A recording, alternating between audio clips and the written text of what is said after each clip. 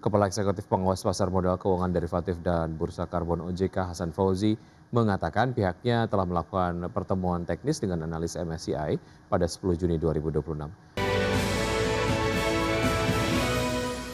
Ya, pemirsa, Otoritas Jasa Keuangan meminta pelaku pasar tidak panik menjelang pengumuman hasil market accessibility review oleh MSCI yang dijadwalkan pada 19 Juni 2026. Ya, OJK menilai peninjauan merupakan agenda rutin yang dilakukan penyedia indeks global tersebut terhadap berbagai pasar modal di dunia dan bukan hanya di Indonesia. Kepala Eksekutif Pengawas Pasar Modal Keuangan Derivatif dan Bursa Karbon OJK Hasan Fauzi mengatakan pihaknya telah melakukan pertemuan teknis dengan analis MSCI pada 10 Juni 2026. Dalam pertemuan tersebut OJK telah menyampaikan seluruh informasi yang dibutuhkan khususnya terkait keterbukaan informasi dan transparansi kepemilikan saham emiten.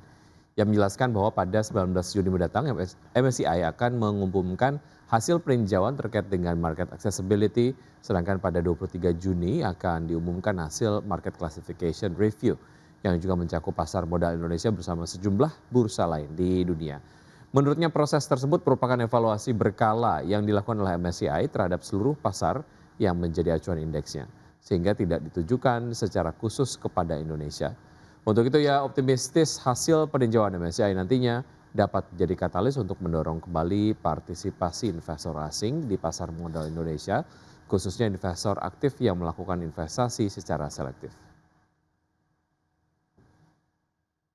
Bank Indonesia diperkirakan akan mempertahankan suku bunga acuan atau BI rate di level 5,5% dalam rapat Dewan Gubernur yang berlangsung pada 17 hingga 18 Juni 2026. Ya, stabilitas nilai tukar rupiah yang mulai membaik dinilai mengurangi urgensi bagi Bank Sentral untuk kembali menaikkan suku bunga dalam waktu dekat. Kepala Ekonom Bank Permata Joshua Pardede mengatakan Bank Indonesia kemungkinan akan memilih menahan suku bunga sambil menunggu dampak dari kenaikan suku bunga sebelumnya terhadap stabilitas nilai tukar, arus modal dan inflasi. Menurutnya Bank Indonesia telah mengambil langkah agresif dengan menaikkan suku bunga acuan sebesar total 75 basis poin dalam beberapa waktu terakhir untuk menahan pelemahan rupiah, menarik kembali aliran modal asing, serta menjaga ekspektasi inflasi tetap berada dalam sasaran 2,5 plus minus 1%. Adapun sebelumnya pada RDG Mei 2026, Bank Indonesia menaikkan BI rate sebesar 50 basis poin menjadi 5,25%. Selanjutnya dalam RDG mingguan, Bank Indonesia pada 9 Juni 2026, Bank Sentral kembali menaikkan suku bunga acuan sebesar 25 basis poin menjadi 5,5%. Pemirsa, harga emas berbalik melemah pada perdagangan Rabu setelah The Federal Reserve mempertahankan suku bunga acuan sekaligus mengisyaratkan kemungkinan kenaikan biaya pinjaman sebelum akhir tahun. Sinyal tersebut mendorong penguatan dolar Amerika Serikat dan menekan daya tarik logam mulia. Pasar emas di pasar spot turun 0,7% ke level 4.299 per ons, sementara kontrak berjangka emas Amerika Serikat ditutup menguat 0,6% ke posisi 4.381 per ons.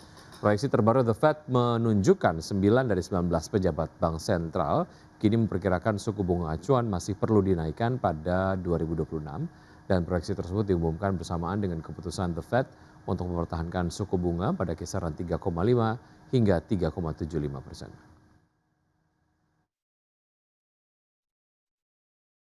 Kita ke informasi terkait dengan PT Timah Tbk resmi mengumumkan rencana pembagian dividen tunai tahun buku 2025 dengan total nilai mencapai 656,81 miliar rupiah. Ya, total dividen yang dialokasikan tersebut setara dengan 88,18 rupiah per saham. Emiten pertambangan timah anggota holding BUMN Mine ID, PT Timah Tbk resmi mengumumkan rencana pembagian dividen tunai tahun buku 2025 dengan total nilai mencapai 656,81 miliar rupiah. Keputusan itu diambil setelah Persero mengantongi persetujuan dalam rapat umum pemegang saham tahunan yang digelar pada tanggal 12 Juni 2026.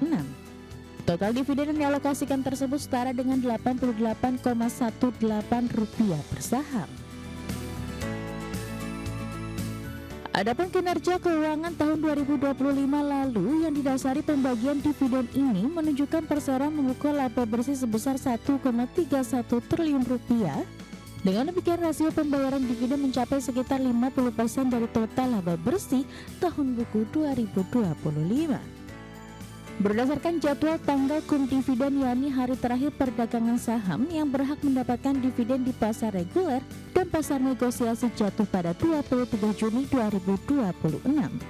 Sementara itu tanggal ex-dividen pada tanggal 24 Juni 2026, bagi investor di pasar tunai persero menetapkan tanggal kum dividen pada tanggal 25 Juni 2026.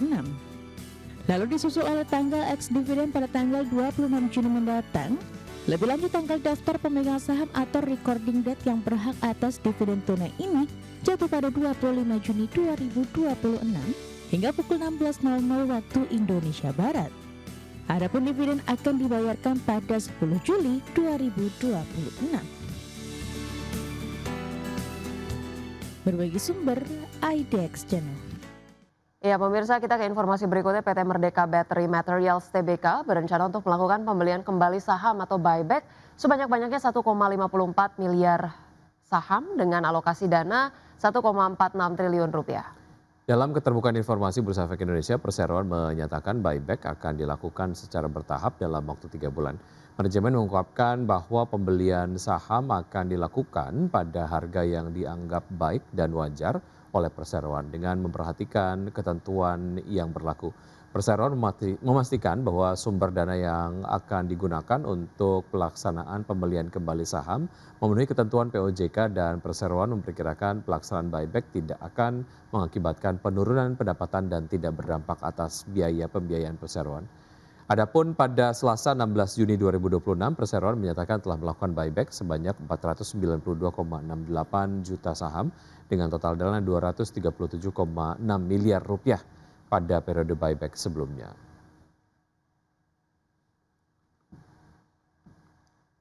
Ya, meski suku bunga acuan Bank Indonesia masih bertahan di level 5,5%, PT Surya Semesta Internusa atau SSIA tetap optimistis mampu menjaga kinerja bisnisnya sepanjang tahun 2026.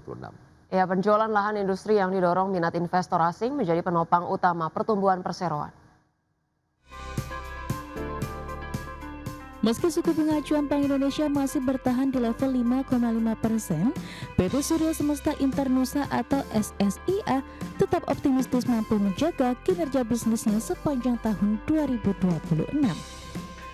Penjualan lahan industri yang didorong minat investor asing menjadi penopang utama pertumbuhan perseroan.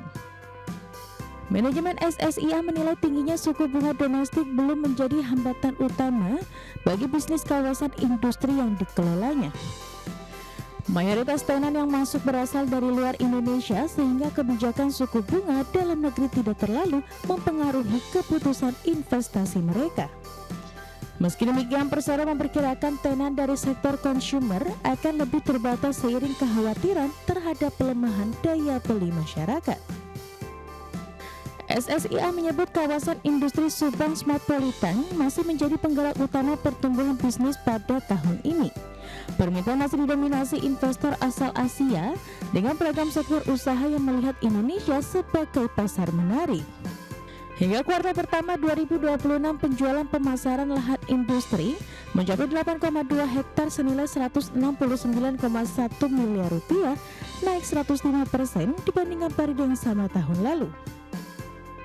Dari sisi kinerja keuangan, SSIA membukukan pendapatan usaha sebesar 1,44 triliun rupiah pada kuartal pertama 2026, meningkat 35% secara tahunan. Perseroan juga berhasil mencatat laba bersih 89,01 miliar rupiah setelah pada periode yang sama tahun sebelumnya masih membukukan rugi bersih. SSIA optimistis target marketing sales tahun 2026 dapat tercapai dengan peningkatan penjualan yang diperkirakan akan lebih besar pada semester kedua tahun ini. Berbagai sumber IDX Channel.